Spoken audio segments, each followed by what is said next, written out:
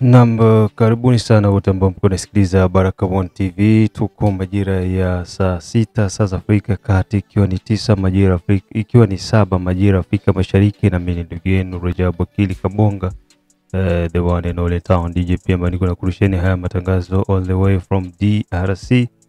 Na nitachukua nafasi hii pia niweze kutoa shukrani za dhati kwa wote ambao wanatusikiliza kutoka kila maeneo, na najua kwamba mko wengi sana kutoka Australia, kutoka Canada, USA, Europe, Central pamoja na East Africa, wale wote ambao kwa maeneo ya Afrika ya Kusini. Najua tuko tunazidi kujaza, tunazidi kupiga mwingi, na hili hizi ni ishara za ni ishara njema sana. Na pia shukrani zetu za dhati ni kwa nyinyi wote ambao mnaendelea kutupa support kubwa. So tutazungumzia kuhusiana na swala ambalo M23 sasa hivi wako wanalifanya na kuendelea kuwakamata vijana Bukavu. Kama Bukavu jana wameshinda kuwa nasomba vijana wengi, na wanawapeleka wamoja, wanasema kwamba hawajulikani wapi wanapelekwa. Wengine wanapelekwa kwenye kambi ya Kansayo, wengine wanapelekwa kwenye mafunzo, wanaingizwa ndani ya jeshi kwa kinguvu. Sasa vitu vinakuja kwamba vinakuwa havieleweki. Hapa juzi M23 walituonyesha makomando wao, na kajinadi kwamba wako na makamanda wao, sawa, wako na effective kubwa, kwa hiyo wako tayari kuanzisha vita za ushindi. Sasa inakuwaje watu wenye walituonyesha makomando wao, lakini still bado wako wanaenda kuwakamata vijana kwa nguvu na kuwaingiza ndani ya jeshi lao? Hii ni pointi kubwa muhimu ambayo tutazungumza na mchambuzi wetu ili tuweze kuona nguvu ya M23. Je, iko vile vile ama iko inaenda inapotea? Na pia kutokana na jinsi serikali ya DRC iko naweka msisitizo sana, Washington inaonekana kwamba M23 kupitia Rwanda kama wako wanaenda wanaishiwa nguvu hivyo. Mengi na zaidi tumtafute mchambuzi wetu hapa ili tuweze kusikiza mitazamo yake na ana nini cha kuzungumza kutokana na hili swala ambalo liko linaendelea sasa hivi kati ya M23 na wakaji wetu wa maeneo mbalimbali. Karibu sana. Karibu sana ndio. Asante ndugu yangu. Vipi, kwema? Huko ni kwema, labda za huko. Nashukuru. Siku zinazidi kwenda. Siku zinakwenda na mambo ni mengi sana. Mambo ni mengi, muda mdogo. Lakini siku kwenda pia ndo miaka pia inapungua. Miaka kuna siku moja kuna siku moja nilikuwa na kaa, sasa mama katoka jikoni. So alikuwa sijui amedondosha mwiko. Ndo kwa kuogota nikaona kama ni tabu, ndo nikamwambia mama, unazeeka, hata kuogota mwiko inakuwa shida. Alichoniambia akaniambia hivi, kweli mwanangu, uzee ndo huu unanitafuna, lakini kwa uzee wangu wewe utakuja, kwa ujana wako mimi siwezi kurudi, sitakuja huko. Lakini wewe huku utanifuata huko. Utakuja ndio hiyo tu, akuongea kingine, tunakaogota kaenda zake. Sasa hapa tuna mambo makubwa mawili. Swala moja ni jana M23 walishinda, wako wanawasomba vijana Mbukavu, kamata kuwatia kwenye mrorongo kama wakati za ukoloni hivi. Wanapeleka wamoja, wanasema wanaenda kambi ya Kansayo, wengine wanaingizwa Rumangabo kwa kijeshi, na wengine wanapotezwa kabisa, hawajulikani wanaenda wapi. Hii ni dalili gani kwa M23? Na pointi nyingine tunaenda katika hii context, Rwanda inabanwa sana huko Washington. Serikali ya Kongo inatumia siasa ya juu sana kiasi kwamba Rwanda anakuwa iko na anatapatapa akishika huku wapi. Mara kuna FDLR 1000 na 3000 ndo wako Kongo. Mara kuna 2000. Mara tuungane na FARDC kuwatafuta, mara hivi. Yaani anarukaruka hivi, haeleweki kwa wapi. Mambo mawili makubwa, sijui una lini kwanza kifungua kinywa chako afu tuzame katika hii subject yetu mbili. nashukuru sana kwa kunipa muda. Kwa kweli hao nayaongea na mimi niliyaona. Vijana wanasombwa kwa kisingizio cha kusema kama silaha zinapigwa. Napigwa sana mitaani, wakawa wanafanya na mpaka na lispika lao ile wanaweka juu wanapandisha. Hawa jamaa hawana sera tena. Hawa jamaa hawana lolote. Hawana lolote. Yani hawa jamaa hawana lolote. Na hii kitu wengine wale wenye kuwasaidia kusudi wasonge mbele, waone, waige, waone, wajifunze. Sababu mimi ninachoongea kila siku, mimi napika nyundo kila siku. Nasema mimi si support rais, hata nikimsupport rais sio kwa ubaya.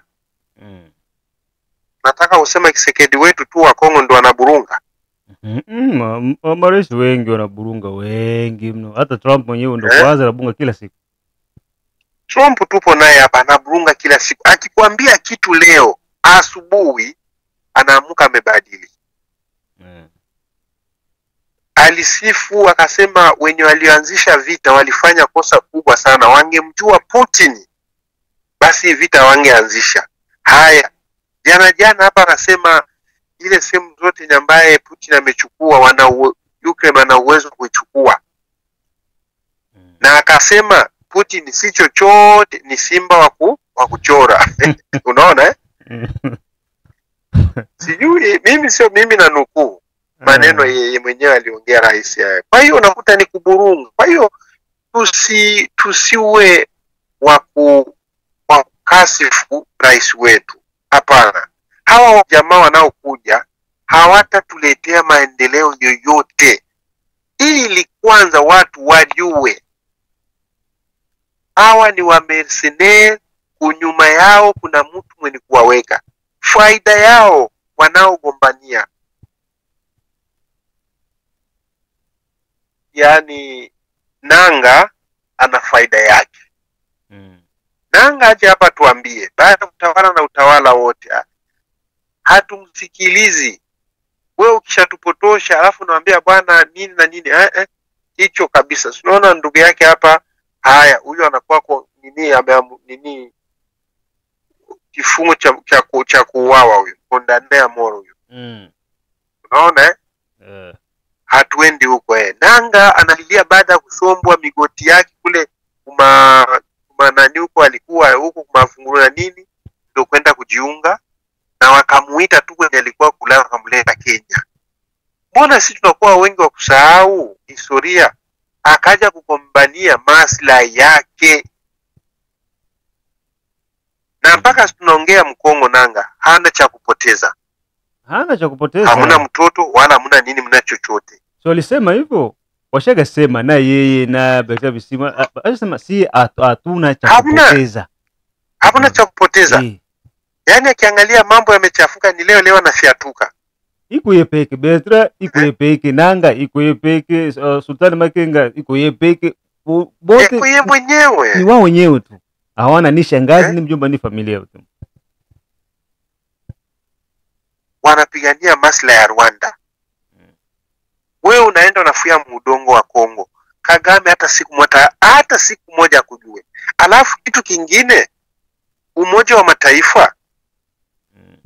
Unajua hata Rwanda wafanya siasa, na ndio maana niliongea kipindi cha jana. Sio kila mwenye Rwanda. Sababu kuna wenye Rwanda wengine kumkimbia Kagame wanakuja Ulaya. Kulingana na utawala wake.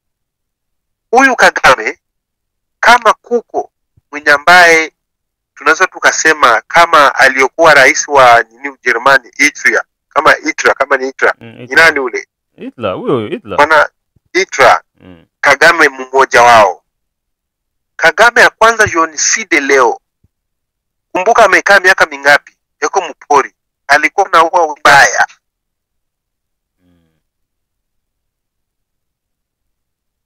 Kila mtu anajua. Akaacha kikosi chake kwa Museveni, akaja hapa Kansas, kama Kansas, akaja hapa kusoma. Na wakati alirudi ndio kukuta, unajua Kagame ana mtoto anakaa Boston. Mke wake alizana mtu wake mwenye walikuwa naenda Kagame mpori. Mambo ni mengi, tuachane nayo. Mimi nina mengi, tuachane nayo. Kwa hiyo huyu aliua Wanyarwanda wengi sana. Wengi sana. Kwa ubaguzi wa rangi wa Rwanda. Si wa Kongo, wa Rwanda. Watwa, kuna kabila inaitwa Watwa. Alitaka hivi naongea Mnyarwanda mkuu watu, alitafuta kuwafyeka wote. Mauaji ambayo aliyofanya Rwanda. Haya, tuuliziane. Alikuwa na waua wenye Rwanda kwa kisingizio cha nini? FDLR walikuwepo. Akatengeneza genocide mu Rwanda kwa kwa kufanya protection ya Watusi. Yeye ndo aliwaua na kumsingizia Ufaransa.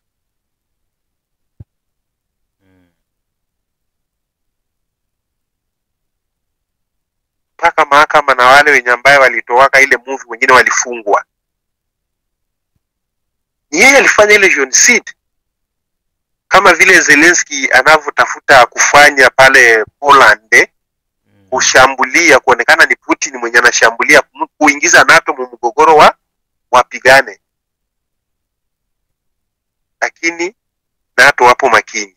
Kwa hiyo hicho kitu alikifanya. Leo yuko Mkongo kusingizia FDLR. Tangia alianzaka FDLR alisha kamata wangapi? Rwanda inasema kuna FDLR zaidi ya 3,000. Kongo inawaambia au 3,000 tutawapatia wapi? Rwanda inasema FDLR kwa sasa hivi hawako tena sehemu yenye kunapatikana M23. Iko sehemu kwenye kunapatikana wanajeshi wa serikali na wazalendo. Kwa hiyo bwana, tuungane tuwafate kule kule. Kuko wazalendo na FARDC ndio huko FDLR kule. Kama ni FDLR, kama yeye ni kidume wa kufuata FDLR, basi aende wafuate Burundi.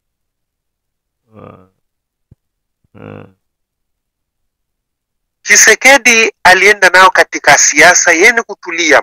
Museveni alikuwa anadai wasi weko mule wanatoka Mkongo, alimwambia haya nendeni mwende mkawashike. Hadi leo inashindikana. Tangia waliingia Uganda walishafika wangapi? Hadi leo inashindikana leo. Si wako pale inashindikana. Sasa tutawafukuza.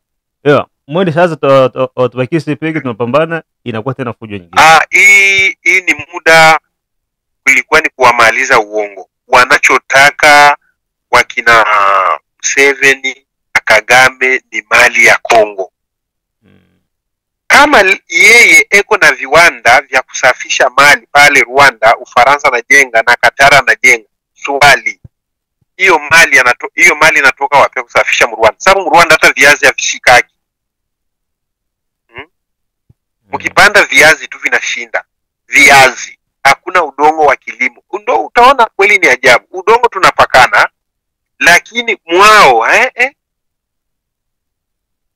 tuliziane wenikuwa na laana ni wanani, Wakongomani au ni wao wenikuwa huko. Kwa hiyo hii wenye ambaye walifanya ya kukusanya vijana na kisingizio, hii ni kuwapeleka ukijeshi kwa nguvu. Na kitu kama hichi tukiongelee kwanza leo, mbona Umoja wa Mataifa wapo walalamiki watu wanashikwa kwa nguvu na kupelekwa? Wanapelekwa wapi? Ingekuwa ni serikali sasa hivi wote kama wameshafungua vyombo vyao na midomo yao na kulalamika sana. Hawa ni waasi wanaingia kwa nchi. Ni kifungo gani kinaoruhusu uasi kwa nchi?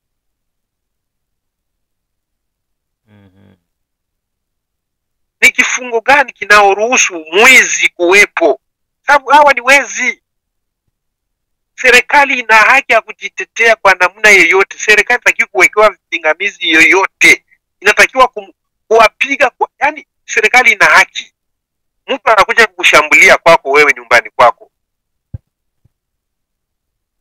una kifungo gani wewe cha kuja kumshambulia kwangu? Lakini shida ya hii vita, wenye kusababisha hii vita kuwepo sio Kagame. Wenye kusababisha hii vita kuwepo ni Marekani na Ufaransa na Ubelgiji.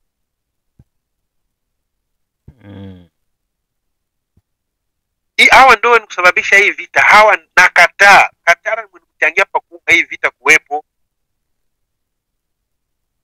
Wote wanauza silaha. Na bila kumsahau Israel. Yaani Kongo inakuwa kama vile kiteka uchumi chao. Na haya yote wanampeleka Rais Tshisekedi. Sio kusema hayajui. Anayajua vizuri. Nilikwambia siku moja hivi. Nakwambia Mutamba amefungwa. Kufungwa kwa Mutamba kuna sababu inayokuja ya pili. Nakumbuka Sasa nakwambia hatua ya pili, ya tatu, Mutamba atarudi. Nikikwambia hivyo unaweza ukashtuka. Nilikwambia mwanzo, naambia kufungwa kwa Mutamba kuna kitu kinakuja kingine cha pili, si ndio ya Kamere? Tulikijadili sana kwa hapa Barakawanu. Sasa hatua nyingine itakuja Kamere, Mutamba atatoka. Tshisekedi huyu atamtosha. Andika tu hicho kitu. Kuna siku utaona. Watamsafisha Mutamba, anatoka mweupe.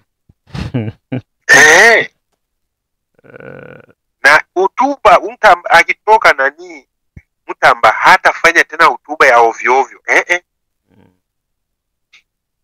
Kwa hiyo kitendo cha kufungwa, nadhani tunagusa huku na huku. Turudi kwenye pointi yetu. Kitendo cha kukamatwa vijana kwenye mitaa na kupelekwa kusikojulikana, yani ni criminal. Ni makosa ni makosa ya kivita, ni uhalifu wa kivita kwanza hiyo. Ni uhalifu wa kivita. Leo wapo wanalalamika kwa ajili ya Putin. Mmoja wa Mataifa unasema kwa sababu Putin alichukua watoto pale Ukraine na kusema ni uhalifu wa vita. Yeye anasema mimi niliokuwa watoto wasije wakafa. Sasa hawa nao tuwaweke kwenye mstari gani? Hii pia yani wewe unapigwa. Hii pia inaashiria kwamba M23 wanaishiwa. Wanaishiwa. Hawana nguvu. Hawana nguvu. Ile hatua walipigana kule kwenye bridge, inaonekana walikufa. Wale wa komando hao waliotumwa walipitika kule. Na siri moja ni kwamba unaona hapo kisi bali tunashaka wale wa komando hapo hapa juzi. Unaambiwa wanawake 70% ya wale wanawake wote wako mimba. Haya, ndio hapa mimba ni nani? Aise, hao tu ni wahalifu sana. Yaani wale wadada wote ni kubaka vitu gani, wako na mamimba karibia wote. Unaona yaani kuna ubakaji huko. Si kikundi cha wauni. Mwambie watu tu kwa uwema, kwa upole. Huko wanakokwenda kwa M23, kama mnasoma kipindi kenye ambacho walikujaka nacho, kipindi cha Mzee Kabila, muangalie watu walivyokuwa wanateswa, waskari walivyokuwa wanateswa Kikongomani, kulishwa vungure, kulishwa maragi na nini, wenyewe wanakula vizuri, wanakula nyama. Wenyewe mkiwa kudepo sehemu fulani mnachunga, kwenye mtaona wanaweka silaha au wanaganika, wanaweka na tenti. Yana kawaida kufanya nini? Wanakuwa wanaua watu, wakishaua watu sana, wanakuwa wanatembea na mateni ya ile ya ziada. Wanawavalisha mateni, wakiamuka asubuhi ndio wanatangaza, wanasema nyie raia mko mnatuua. Kwa mara hiyo hatuwezi tukavumilia kweli. Tutauana kabisa. Mnaua askari watu, mnaua askari moja na wewe tutakuja tunaua wawili. Mnaturaza wawili, na wenyewe ndio walikuwa wanaua, wanafanya kile kitendo. Mpaka tukaanza kujiuliza ni kitu gani kinaendelea. Lakini ilikuja kugundulika ndio kawaida walivyokuwa wanafanya. Wana malengo mawili. Lengo lao ni hivi, ni kama vile Netanyahu anachokifanya pale Gaza, ni kuwamaliza wote wa Gaza, alafu muda wa siku wa Israeli waende wakae pale. Ile murenge wanataka kuivamia iwe ya Wanyarwanda. Kitu kimoja tu, ni Wenyamurenge na wenyewe naweza nisema wasinielewe vibaya na watukana, wajitambue. Wameshatumika pakubwa sana. Leo niye mnakaa sehemu zingine na huku kwenye ambacho mnakwenda ndo kwenye mlikimbia na wekwa na mimaliza. Wana malengo gani na Wenyamurenge? Walienda wakawadanganya pale, mkamate sila mfanye nini? Wenye ambao wenye kujitambua walikataa. Wale walienda kama wenye wajitambue, haya waliingia. Wanaambulia nini? Kwa faida lipi?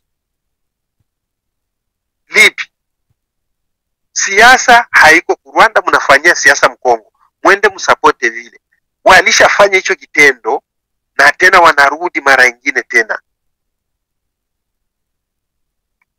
Haya, mlikimbiaka kama wakimbizi, swala la kusema walikuwa wanatuua, walikuwa wanachukua ng'ombe yetu, mpaka wakakaa vikao wakasema sisi mpaka kiama hatukawezi kuoana na Wenyarwanda. Unaona, Wenyamurenge wa wanaki na Wenyarwanda kama sijakosea. Lakini hawa ndio wenye ambaye mko mnawasapoti. Ni nani mwenye kumiua?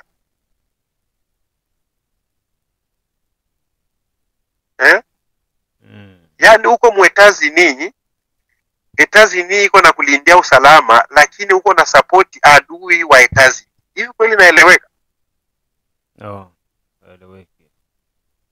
Haieleweki. Hiki kitendo cha M23 kuchukua watu, kukombora watu, hii napenda Mungu akikujalia tuilalamikie kwa international. Hii lazima. Hii sikaliwe kimya. Watu wanaenda wapi? Watu wa Goma kuna mwenye kusema. Utasema huko ndani Mkimbunga. Si wali wapokelea wakapika na mikono. Cha ajabu wanaambiwa si ndio vile? Ndio vile. Na wenyewe ndio wenye watoto walichukuliwa na wakakao na waume wao. Sasa kipindi hiki watu nimewauliza, watu walisema kwamba tuwe tunapiga hadi dakika 30. Watu wamekubali. Kwa hiyo tunabaki kama na dakika 7 hivi. Nafikiri watazamaji wetu wanafurahishwa sana na uchambuzi wako pia na ueledi wako katika masuala ya kivita na siasa. Hizi dakika 7 ambazo zimebaki tuzungumzie sasa kuhusiana na diplomasia kati ya Kongo na Rwanda, jinsi Rwanda iko inatapatapa sasa, mara iguse hiki, mara iguse hiki, havikamatiki. Serikali ya Kongo iko inavunja njama zote ambazo Rwanda ilikuwa inafanya. Tuashirie kwamba sasa hivi Kongo inaenda kushinda vita ya kidiplomasia na ushawishi kwa dhidi ya Rwanda, kwa sababu juzi Baraza la Umoja wa Mataifa kupitia vitengo vyao waliweza kumkalifie Paul Kagame kama diktateri mwingine ambaye anaongoza Rwanda kwa mkono wa chuma, na ndiye anasababisha pia kuzuia hata kazi ya MONUSCO mu RDC haifanyi kazi yake mzuri juu ya RDF na M23 gisi wako wana potosha usalama mashariki mwa Kongo. Kweli. Unakumbuka nilikwambia hivi, hii vita tunaopigana hatupigani na chuki ya Wenyarwanda. Kuna watu wenikuwa na jazba kwa Wenyarwanda. Mimi kwa sababu ni kwenye kipindi nina Wenyarwanda hapa Marekani, wapo wanapambana kwa ajili wa utawala. Hivi unajua Kongo iko napata siri ni kutoka wapi? Kwa Wenyarwanda wenye kuishi hapa. Kabla Kagame akifanya chochote kule, weko wanatoa siri yote wanatambukiza kwenye serikali. Wapo wanatoa taarifa. Vitendo vya Kagame haviwezi kwenda kwa raia. Tutakuwa tumechochea chuki ya ubinafsi. Tulete sababu ya kuwachukia Wenyarwanda. Haiwezekani kwa watoto, ni kama mwizi. Mwizi anakuibia nguo moja. Je, unakuwa utaunguza nguo zote? Hapana. Hapana. Hao mwizi anakuibia mahindi shambani, hawezi kaenda kuunguza shamba yote. Uhalifu unaofanywa Kongo ni wa Kagame.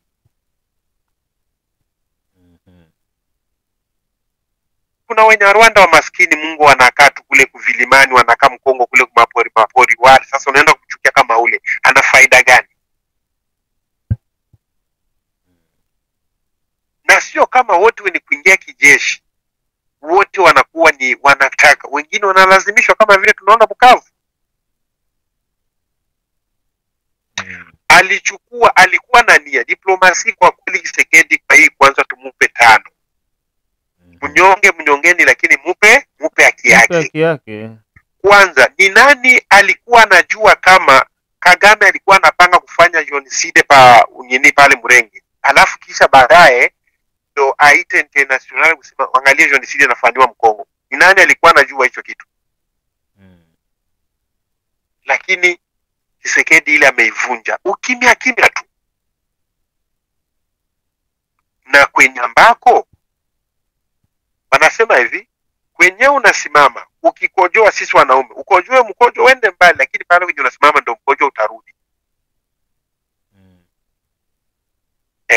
Na wasonga ugali, kama ukiwa unasonga ugali kule kwenye ambapo unakaa ndo mwiko unakuwa unarudi pale. Utazunguruka. Kwa hiyo haya anayoyafanya Kagame, utazunguruka huku tunakutana na hapa. Utazungusha kwenye sufuria, unazungusha, lakini pale kwenye wewe upo ndo kwenye ndo sento yako utarudilia pale. Tutanania pale. Zunguka tukutanane sawa. Bwana anaomba mashabiki wasije wakanisikia bwana. Tuendelee. Tazeka mapema, umri unakwenda. Kwa hiyo Kagame anachokifanya, wale wenye kufa kule ndugu yangu ni wa ndugu yetu sisi. Ni watu wanaishi vizuri. Jana tuliongea Kongo sio nchi ilikuwa na ubaguzi. Yes. Kongo ilijengwa kwenye maslahi kama vile Nyerere alivyojenga Tanzania. Walisumbuka sana Nyerere na Kaunda. Walipigania sana usalama upatikane. Kwa hiyo sisi tuliumbwa na roho ya upendo. Hatuna chuki kama vile wanavyotangazia. Kagame anatangazia international, hata pale Nanga anajua vizuri. Sisi Wakongomani hatukumbwaka na hiyo, hapana. Ila lakini ukitugorofesha, na Kagame alikuwa anafikiri sisi ni vitekuteku kama vile alikuja kwa wakati wa Kabila, twende huku pite huku. Alikuwa anafikiri itakuwa ni hivyo. Na alifikiri sana sababu alikuwa kishatanguliza mustaafu Rais Joseph Kabila, aliona itakuwa ni nyepesi, na Yesu alikuwa na watu wake. Sasa nakwambia kuanzia leo utasikia Kinshasa watu watasabu Mkongomani anaangalia kwenye kwenda msosi. Parti ya Joseph Kabila itapomoka. Inabomoka zamani sana. Sababu unakaa unafanya nini? Nyumba kuna na watoto somesho baki huku kwenye hakuna msosi, hakuna maokoto. Sepa. Kufa njaa. Tunaenda unafuata upepo hao.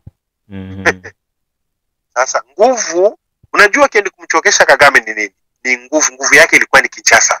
Ukifuata hotuba ya Nanga alikuwa anasema bande konda biso bozana kisasa bofanda. Bozela tozola mbela bino. Bozana kisangani tozo ya malembe. Paka unajiuliza kama bande konda nani? Batu ya Lubumbashi, bozali, bofanda. Namani hatuwezi kutumika, tumeshatumika sana. Kuna kipindi fulani tuliingiliana chuki sisi wenyewe, kwanza kukatana. Tukaanza kusema baka sai waende kwao. Waliunguziwa kama samaki. Yaani vitu vya ajabu. Mkasai ni Mkongomani. Ndo waone haya, ingekuwa ni Mnyarwanda wangesema ni Mnyarwanda anafukuzwa Mkongo. Kuna kipindi tulichochewa na Kingwaku Mwanza. Leo tunaongea tungeingia chuki kukatana. Kingwaku Mwanza leo tupo naye. Hayupo, lakini Kongo imebaki. Asante sana, naona inabaki. Kwa hiyo naona muda unatupa mkono. Tushikane mkono. Na waomba wa ndugu yetu tushikane mkono. Ukimwona mtu anapiga mdomo na yeko nje ya Kongo, kuna wengine wapo Uingereza, wengine halafu anapiga uchochezi, hii tutafikia mwisho. Tushikamane, tumunge rais wetu mkono kwa kile kenye ambacho anakifanya, sababu ardhi, uwanja wako wewe hautakuwa Tshisekedi. Parcel yako itabakia kuwa ni yako na shamba ni lako, gari ni lako. Haya pale kukamatwa Bukavu, alikamatiwa kwa familia ya Tshisekedi au parcel ya Tshisekedi? Sisi wa maskini ndio usalama tulikuwa na udilia huyo. Kwa hiyo tushikamane ndugu yangu, tusiachane. Asante sana kwa kauli hiyo. Dakika 30 zimekamilika. Nafikiri mengine tutaendelea kuwasiliana kulingana na muda ambao tuko na. Asante sana.